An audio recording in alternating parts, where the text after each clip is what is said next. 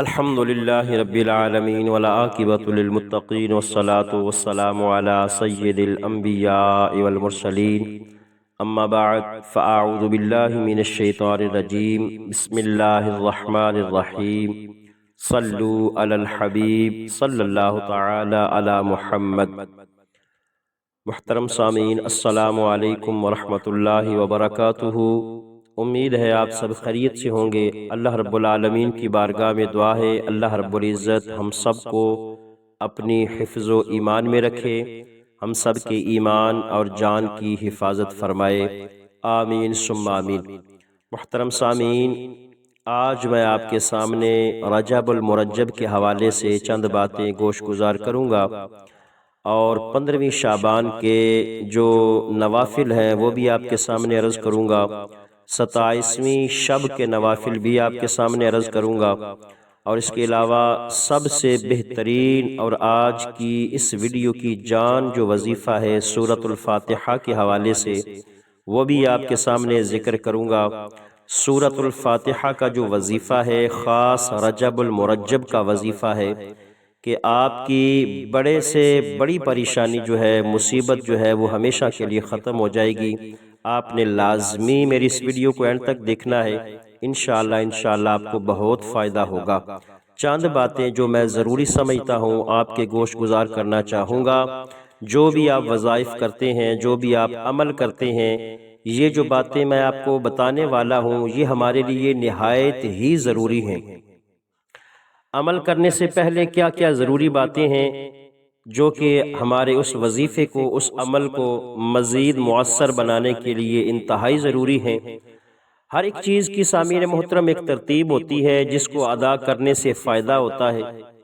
اب لوگ جو ہے نا وہ فائدہ سمجھ کر کرتے ہیں، بے ترتیبی یا بلا عنوانی کرنے سے یہ سمجھ لیں کہ سراسر نقصان ہوتا ہے، خاص طور پر ان لوگوں کے لیے جو تعویذ کرتے ہیں یا کوئی عمل کرتے ہیں لیکن ان کے ادب کا خیال نہیں رکھتے۔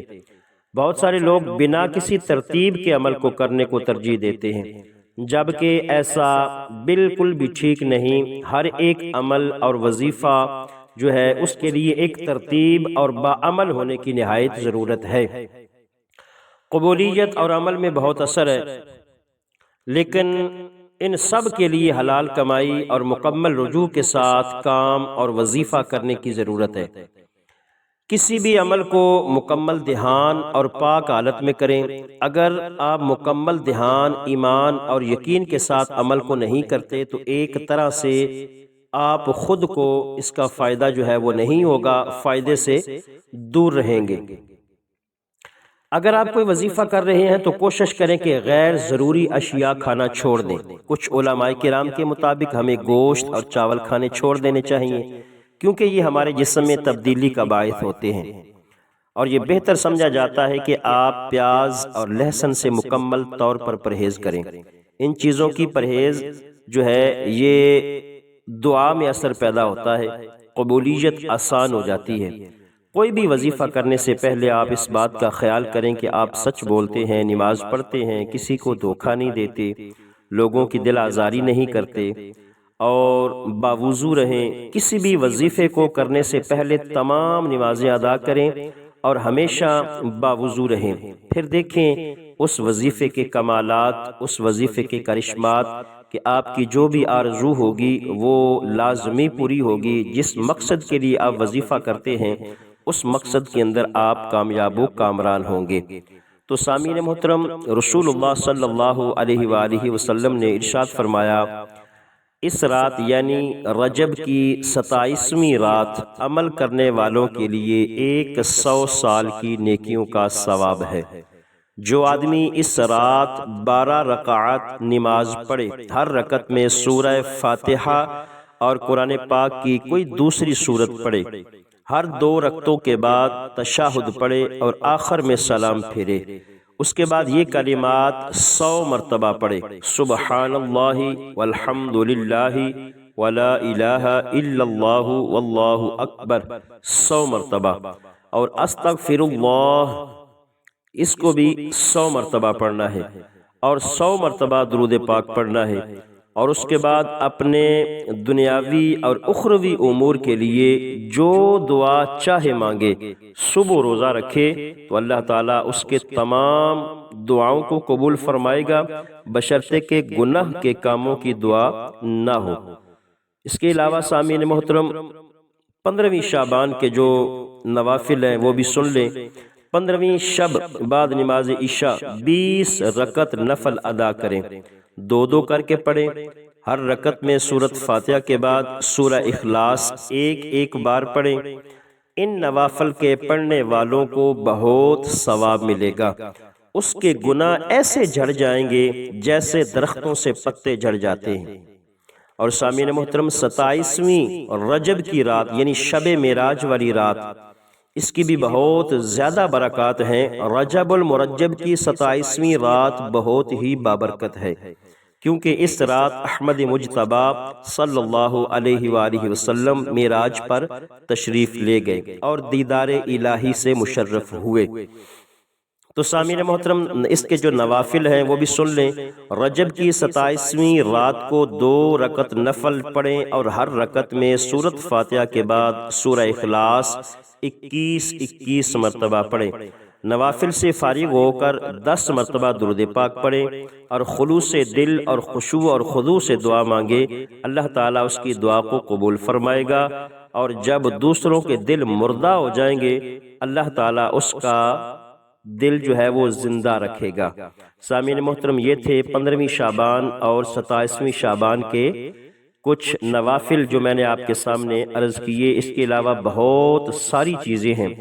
سامعین محترم 12 نفل اس انداز میں آپ پڑھیں، 4 کر کے نفل پڑھیں۔ پہلی 4 رکعت میں سورۃ فاتحہ کے بعد سورہ قدر 3 مرتبہ سلام کے ساتھ ایک سلام کے ساتھ، یعنی سورہ قدر 3 مرتبہ پڑھیں۔ سلام کے بعد 70 مرتبہ بیٹھ کر یہ پڑھیں، لا الہ الا اللہ الملک الحق المبین، یہ آپ نے پڑھنا ہے۔ دوسری 4 رکعتوں میں سورۃ فاتحہ کے بعد سورہ نصر 3 مرتبہ پڑھنی ہے۔ سلام کے بعد 70 مرتبہ یہ پڑھنا ہے، انکا قوی معین بحق ایاک نعبد و ایاک نستعین، یہ آپ نے پڑھنا ہے۔ پھر اللہ رب العزت کی بارگاہ میں دعا کرنی ہے، اللہ تعالیٰ اس نوافل کے برکت سے اللہ تعالیٰ آپ کی ہر حاجت پوری فرمائے گا۔ اس کے علاوہ سامعین محترم آج کا جو وظیفہ ہے وہ بھی آپ کے سامنے عرض کر دوں۔ پریشانیوں سے نجات کا جو وظیفہ آپ کے سامنے عرض کرنا تھا سورۃ فاتحہ کے حوالے سے، اور خاص رجب المرجب کا یہ وظیفہ ہے۔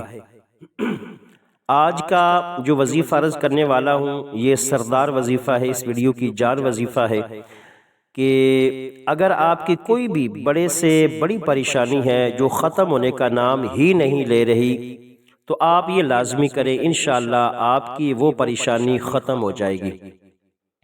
تو اس وظیفے کو پڑھنے کا طریقہ کیا ہے؟ یہ وظیفہ آپ نے ماہ رجب کے 3 دن بدھ، جمعرات اور جمعے کو کرنا ہے۔ آپ نے نماز فجر ادا کرنے کے بعد اسی جگہ بیٹھ کر یا پھر گھر واپس آ کر 41 مرتبہ سورہ فاتحہ پڑھنی ہے، اور اس کے اول اور آخر 11 مرتبہ درود ابراہیمی پڑھنا ہے۔ یہ وظیفہ آپ نے ہر مہینے کے 3 دن بدھ، جمعرات اور جمعے کو کرنے کا معمول بنا لینا ہے، یعنی ایک تو آپ نے اس مہینے کے اندر کرنا ہے نا 3 دن بدھ، جمعرات اور جمعے کو، اور اس کے علاوہ بھی ہر مہینے 3 دن یہ وظیفہ کرنے کا معمول بنا لینا ہے۔ وظیفہ پڑھتے وقت اپنے ذہن میں یہی رکھنا ہے کہ اس عمل کی برکت سے اللہ رب العزت میری پریشانی کو ختم کر دے۔ انشاءاللہ 3 دنوں کے اندر آپ کی پریشانی ختم ہو جائے گی۔ اس عمل کو کرنے سے اللہ آپ کی ہر طرح کی پریشانی، مصیبت کو ختم کرے گا اور ہر مقصد میں کامیابی عطا فرمائے گا انشاءاللہ۔ وظیفہ آپ نے پورے یقین سے کرنا ہے، وظیفہ جیسے بتایا ہے ویسے ہی پڑھنا ہے۔ وظیفہ خود بھی کرے اور دوسروں تک بھی یہ وظیفہ پہنچائیں۔ جزاکم اللہ خیرہ، کیونکہ اچھی بات سن کر دوسروں تک پہنچانا بھی صدقہ جاری ہے۔ تو یہ تھا آج کا وظیفہ اور ماہ رجب المرجب کے چند دنوں کے جو ہے کچھ دنوں کے نوافل اور وظائف میں نے آپ کے سامنے ذکر کیے۔ اللہ رب العالمین کی بارگاہ میں دعا ہے اللہ تعالیٰ مجھے صحیح معنوں میں حق بیان کرنے کی توفیق عطا فرمائے، اور اسی طرح آپ کے لیے اچھی اچھی ویڈیو بنانے کی مجھے توفیق عطا فرمائے، اور اللہ رب العزت ہم کو ہر مقصد میں کامیابی عطا فرمائے۔